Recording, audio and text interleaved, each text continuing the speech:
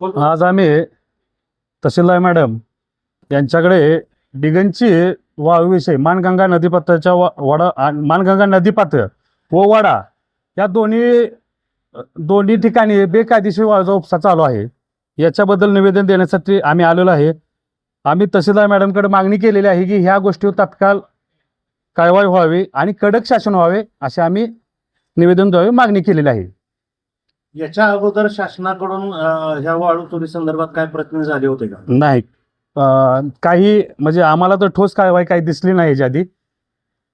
यामध्ये प्रशासनाची त्यांना काय साथ आहे असं वाटतं का? अशी शंका येते ना. आता प्रशासन जर कारवाई करत नसेल म्हणजे आज उघड दिवसाही डिगंचित वाळू उपसा चालू आहे आणि महत्वाचं JCBच्या साह्याने चालू आहे. मग हा JCB साह्याने एवढं उघडपणे होत असेल तर मिलीभगत आहे असा प्रश्न उपस्थित होतोय. जे स्थानिक महसूलचं जे खातं आहे तलाठी ग्रामसेवक ते तिथं हजर नसतात का? त्यांना या गोष्टी माहित नाही. शेतकरी तलाठी सर्कल साहेबांना फोन लावतात की बाबा असा असा वाळू उपसा चालू आहे, तुम्ही तात्काळ इथे यावे. तर त्यांचे असे प्रश्न येतात की आलो गेलो आणि ते तिथं पोहोचतात तो कुठून तर मेसेज जातोय आणि वाहनवाली जिकडे तिकडे पसार होतात. त्यामुळे थोडक्यात असं वाटतं की ज्यांना फोन लावतोय त्यांच्याकडूनच काय ह्याच्यामध्ये सामील होण्याची शंका आहे आम्हाला.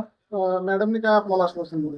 मॅडमने तत्काळ ह्याच्यावर आम्ही एक कमिटी नेमतोय आणि ह्याच्यावर कडक कारवाई केली जाईल आणि पोलीस प्रशासनालाही सोबत घेऊन ह्याच्यावर आम्ही ऍक्शन घेऊ असं मॅडमने आम्हाला आश्वासन दिलं आहे.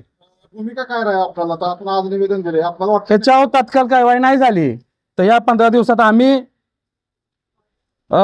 उपोषण किंवा मोर्चा या दोन्ही गोष्टीची भूमिका घेणार आहे. आम्ही माझ्या वतीनं डिगंची ग्रामस्थांना आणि शेतकऱ्यांना एक आव्हान आहे की ह्याच्यात कुठला पक्ष हे न बघता सगळ्यांनी ह्यात सामील व्हावे आणि आपल्या डिगंचीच्या नैसर्गिक नॅचरल जे आपल्याला मानगंगा भेटले आहे त्याचं जतन करावं हीच इच्छा आमची आहे.